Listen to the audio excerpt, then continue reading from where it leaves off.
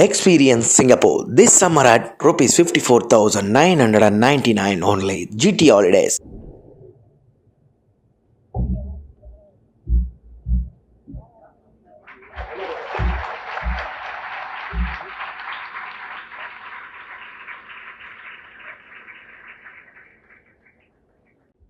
General A. Arun, GOC, Dakshin Bharat area.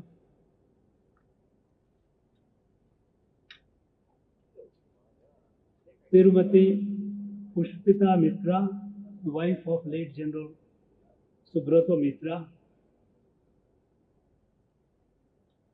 Professor S. Gauri, Vice Chancellor, Madras University.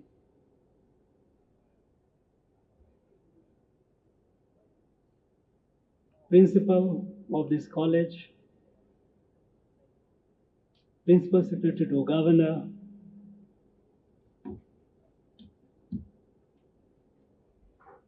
distinguished invitees, gracious ladies and gentlemen, Anaivarkum Vanakkam.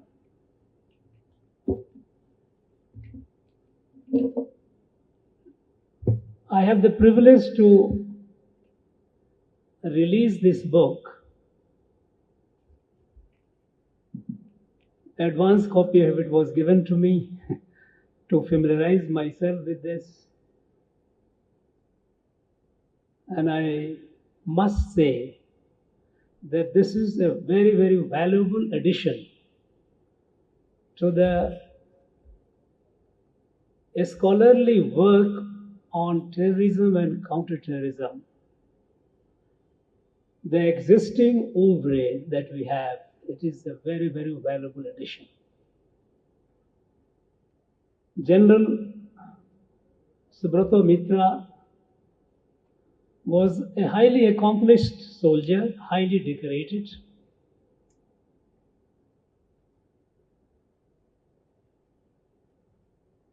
Having served in and carried on a wide range of responsibilities, be it on the external front with Pakistan and China, be it in the internal security scenario, the terrorism in Jammu and Kashmir or Northeast. He has spent his life defending the country from the enemies without and enemies within.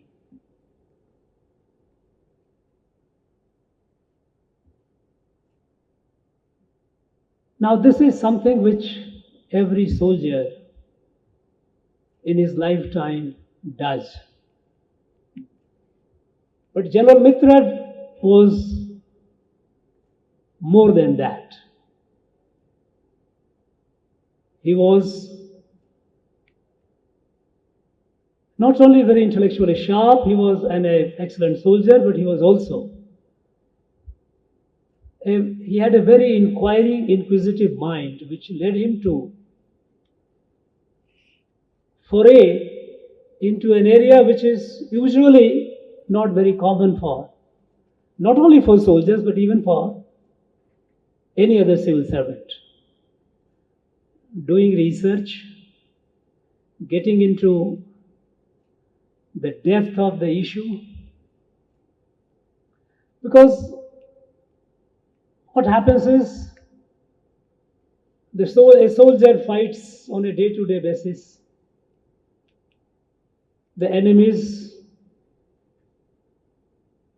and these fights are essentially tactical responses to the threats which are essentially, at that point, it's a tactical in nature. Neutralizing the modules, neutralizing the terrorist.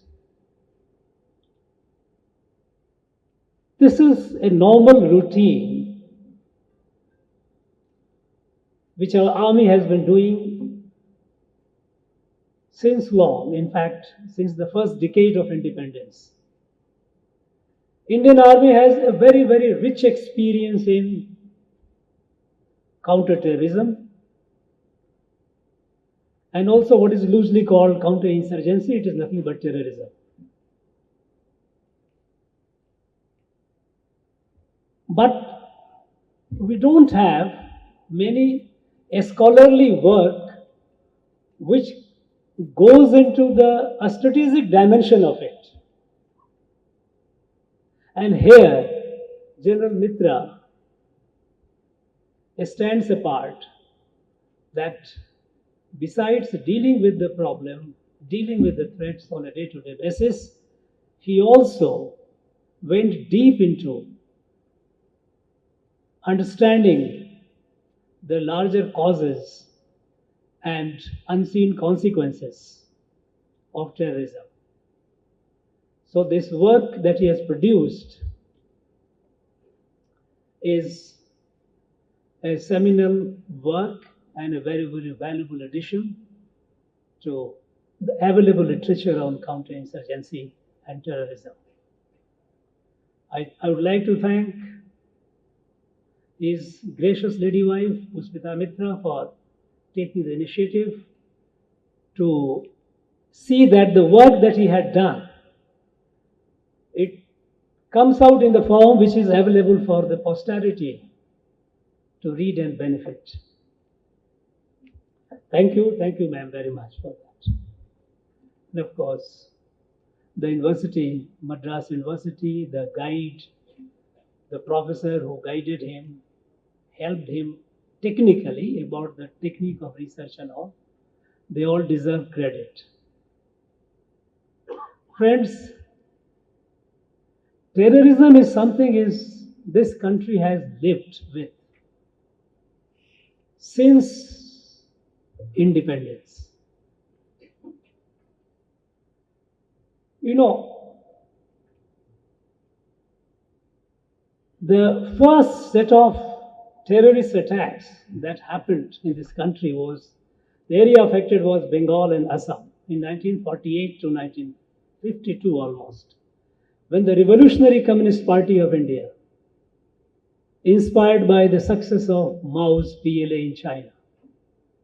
You know, most of the terrorism, by and large, all the acts of terrorism that we have had in the country, we have faced, these are inspired, instigated, and many a times abated by the foreign sources.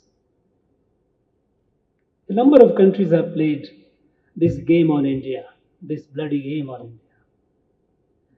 In 1948, it was the Revolutionary Communist Party of India. A series of killings, high-profile killings, happened in Bengal and Assam. By the time, it didn't have a long shelf-life. It was, our security forces were able to suppress and control them. Then the Nagas in the Naga hills of Northeast, they began. Now what RCPI did, subsequently it started mutating. It became various variant Naxalite attack, a movement that happened in North Bengal, then it came to South Bengal, it came to today Jharkhand, it came to, spread to then Madhya Pradesh, now Chhattisgarh. And there was a nucleus of it from Telangana, part of the then Andhra. And they were waging acts of terrorism in different parts of the country. That was one strain, largely inspired by China.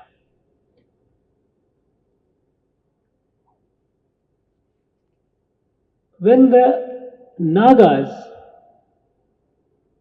in the Naga Hill district of Assam, they agitated and they took up violence. They resorted to acts of random acts of terrorism. Again, army had to deal with them, and they dealt with them very efficiently. And when sensible Naga leadership, they realized the futility of terrorism, the violence, and they got together, talked with the government of India, and settled the issue, Naga political issue, with the creation of Nagaland state. Nagaland state with a special power under Article 371A of the Indian Constitution. Actually, Nagas never asked for independence. When the British were going to partition this country, and they had decided to create Pakistan in collusion with Muslim League, they wanted to put the entire Northeast India with Pakistan. And that was their design, to club the Northeast India with Pakistan. And there was a strong resistance in the Northeast beyond Bengal. And Nagas had come forward very actively in the protest against merger of Northeast India into Pakistan. And then the only political entity in Naga held district, which was the Naga National Council, they passed a resolution in 1946. In April 1946, they passed a resolution that Naga Hills shall be part of India, independent India, with local autonomy. So they never asked for independence. It was only subsequent. The nature of autonomy was something they were talking about. What should be the nature of autonomy? The independence was never on their agenda. But then, in 50s, when India, I'm just giving a geopolitical context, having worked in this field, I thought it's my obligation to talk about it and give some brief. When India had refused to share the worldview, Anglo-American worldview, and that they didn't like it. US and Britain, they didn't like this. At the time, rise of China, communist China, they were concerned, a spread of communism. Burma was already in turmoil. The Burmese Communist Party was a revolutionary and armed group perpetrating terror in Burma. In that backdrop, when the Nagas settled the issue with the government of India, at that time, they instigated.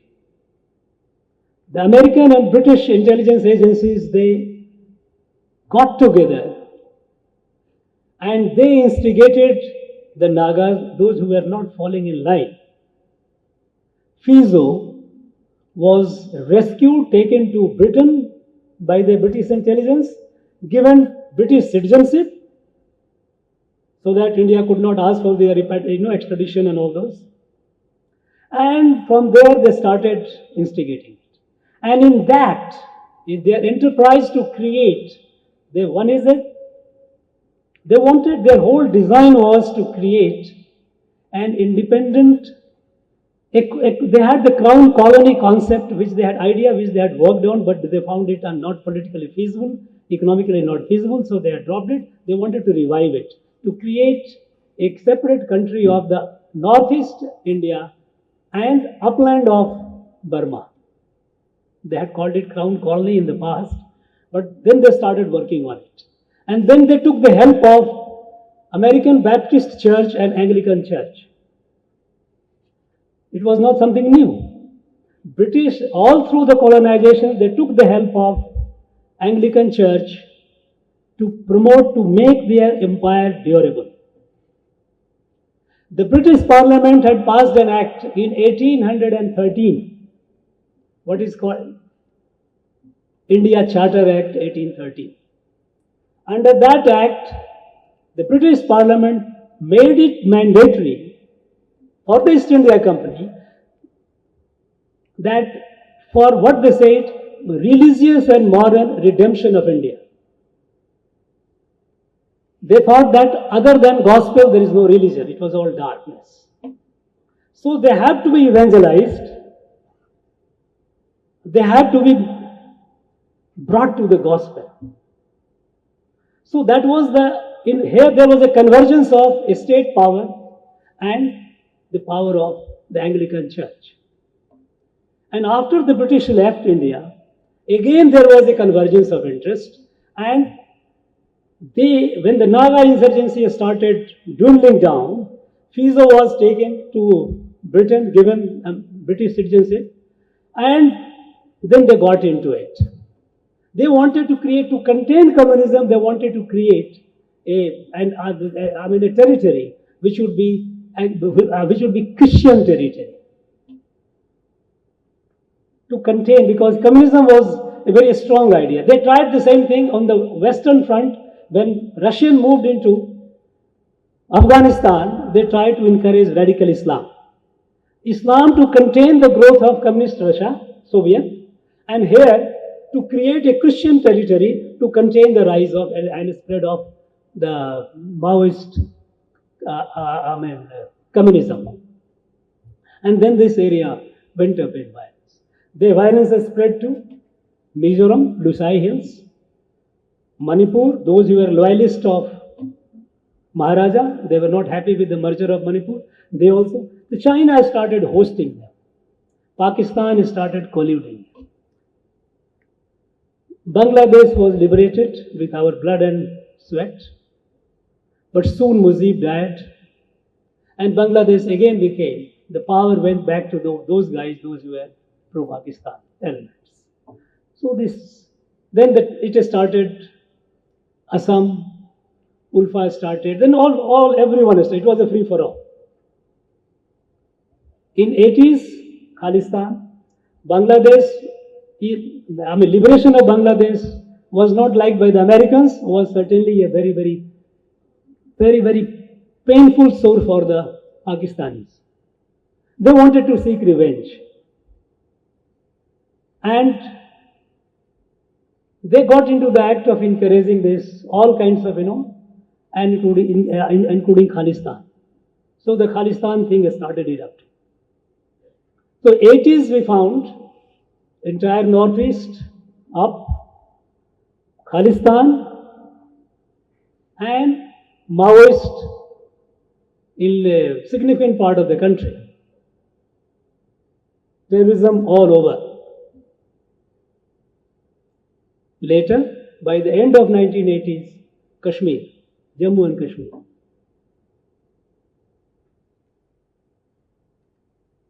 Subsequently, others also joined.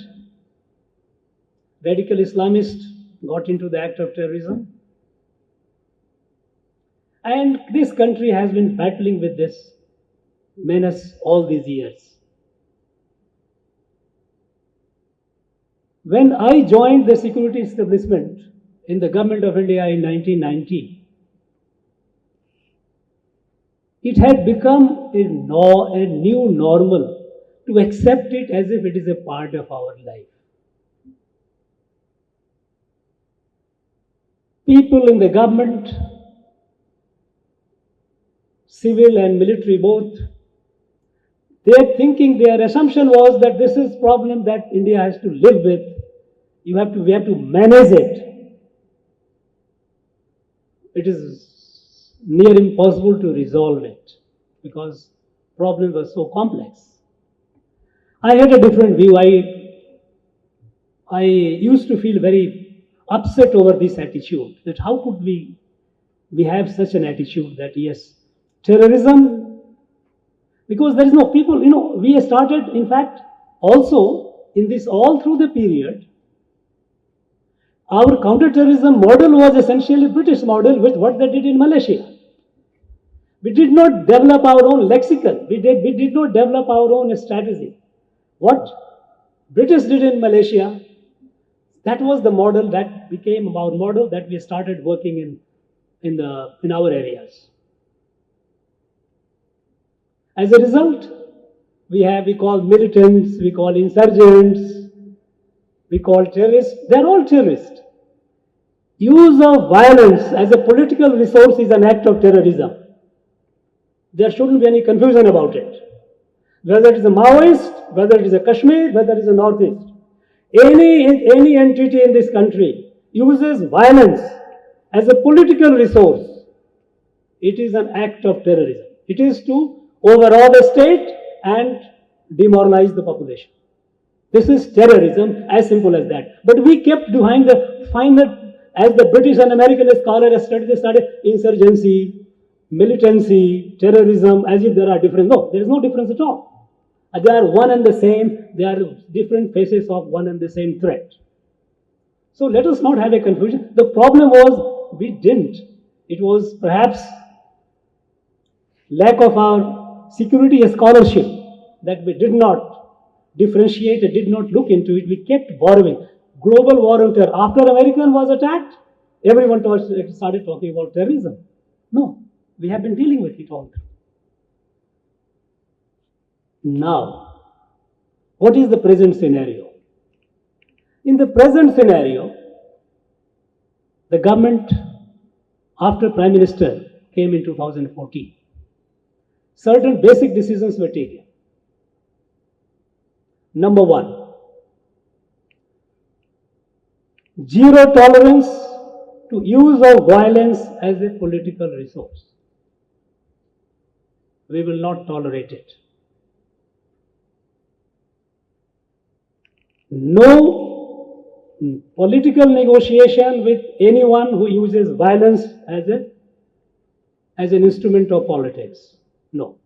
Earlier days, some group will come up, kill the people, and then they say, we want to talk. And government used to say, okay, let us come and talk. We have seen very, very embarrassing situations when some gangs of people, the terrorists, having killed hundreds and hundreds of people, suddenly they would come and say, okay, now we will have a talk with you. So they will come and they will be garlanded with gamocha and garland and brought into as if they are now gentlemen. This used to happen. No, after 2014, we have not held any political talk with any armed group. Surrender, rehabilitation. That's all. Subject to you are not having committed a heinous crime. The policy is very clear. Zero tolerance to violence as a political resource. Second, terrorism is no longer a low-cost option. Earlier, our parliament was attacked.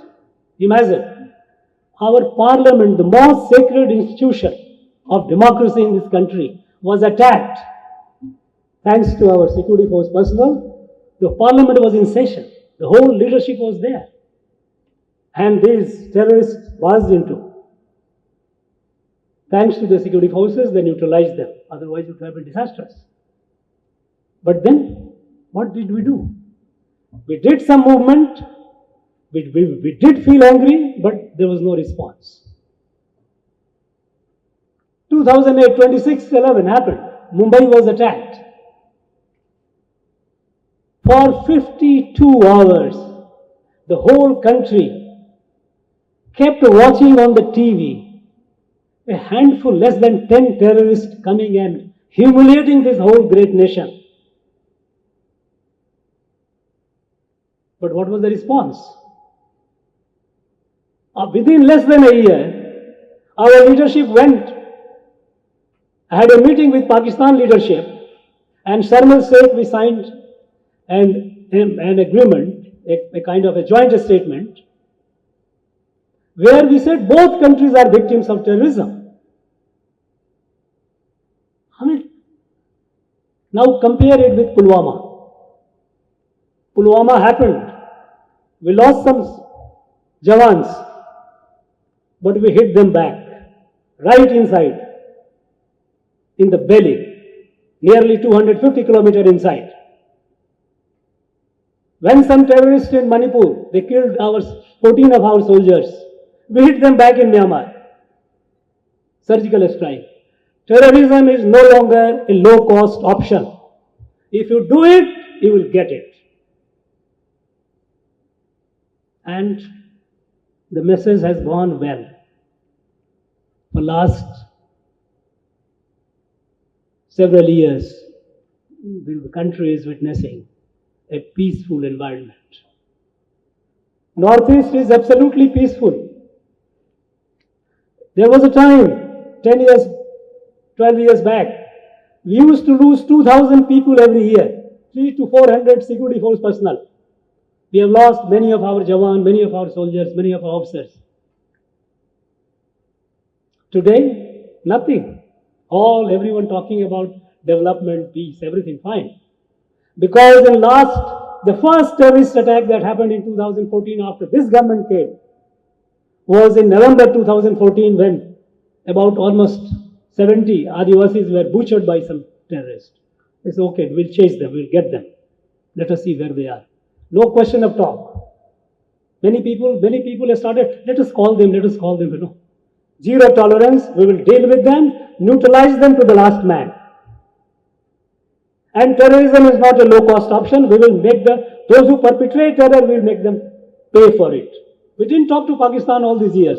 There were so many votaries, so many people have started talking about, why not let us talk? No. What is there to talk? And the message has gone down. Article 370. Unnecessary. Creating the source of all problem in Jammu and Kashmir. Abolished. Surgical strike on the land, surgical strike in the politico-administrative arrangement. Kashmir today, this year, it has the largest ever number of tourists. Never before, even pre-insurgency time, there were never so many tourists who have gone.